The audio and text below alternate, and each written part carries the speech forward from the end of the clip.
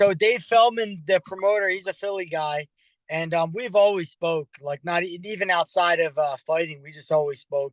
And when he started BKFC, like I was a free agent, but it really didn't work out at that time. But now it's kind of made a splash. A lot of attention's going there, and I went to a show like a couple months ago, and I was hooked. Like the show was high pace, all gas, no brakes, exactly like my fight style, mimic my fight style perfectly. So I don't know. I don't think fans want to tune in to see me wrestle. They damn sure don't tune in to see me do Brazilian jiu-jitsu. So why not cut the fat and get right to the meat and potatoes, you know? It feels like bare knuckle fighting was made for you. Like it could not suit your style any better. This is a fight, obviously, that could have been a headliner in a on a UFC card because Oh you. yeah. I don't even think I said this. You're fighting Chad Mendez. Chad Mendez obviously was one of the best fighters during his generation in the UFC, and now you guys meet in BKFC. We know Chad has taken a bare knuckle fight before. Um, Yep. how do you train for this, Eddie? What's different from preparing for one of your MMA fights? How is this different? So I there's a lot of little subtleties that I learned when I went to the event myself. Like you usually get cut about a minute or two into the fight. Everybody's typically there's a cut that goes on. So you got to learn how to fight with that. Number one, especially like I have scar tissue. Chad's going to have scar tissue. A lot of the older fighters do. So cuts open up fairly quickly. There's even smaller margin for error. And it's a sprint. It's not a marathon. So like you need to be ready when that bell rings. There's no feeling out process. On top of that, the punches you throw, you got to watch the way you throw punches because you'll break your own hand. There's no wraps. There's no cast. There's no way to cast your hand in a way to protect it. So the shots that you throw need to be calculated in a way where you don't hurt yourself. Are you just firing, throwing like more straight shots then, as to not bend the wrist and stuff? Yeah, uppercuts are good. I tend to turn my shots over more when I fight barehand, where I'm casting my punches Gotcha. versus throwing regular conventional boxing punches. Right. So I'm learning it as I go. And when I seen the event itself, I seen how guys were adjusting. So there's definitely some technique to it, to the sport, and I'm enjoying learning all the new subtleties. You talked about the cuts, Eddie, and if anyone's ever watched a BKFC fight before, you know you do see really bad cuts, lots of blood.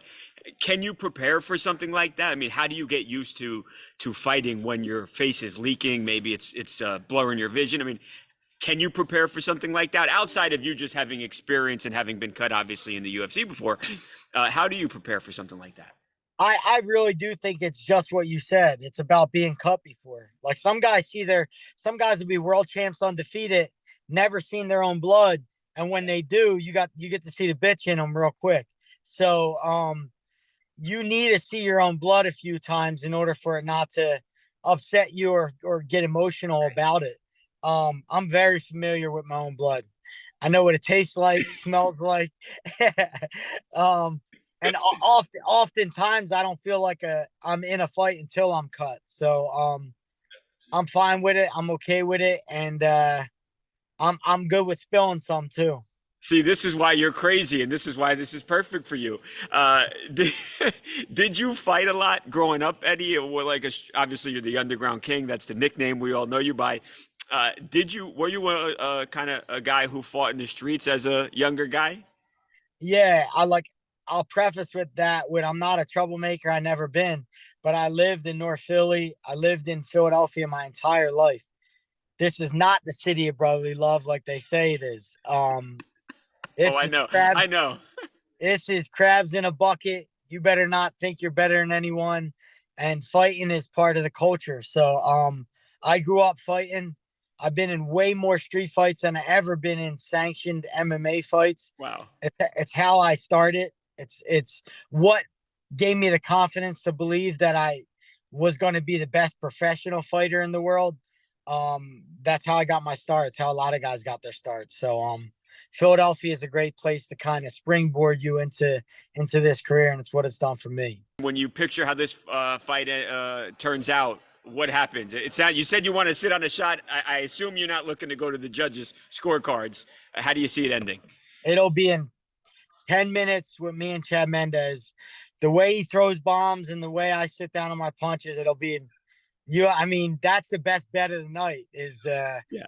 not go the distance. The judges But could stay. I think the judges could like stay at home for that fight, right? Because yeah, absolutely. Look, I'm a big 165er.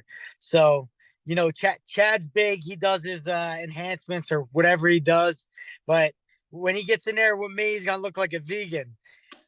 Next to me, Chad's gonna look like a vegan. I'm a big 165 boy. Oh man, Eddie, it was great to catch up with you again, brother. I cannot wait to watch the fight. We'll all be watching.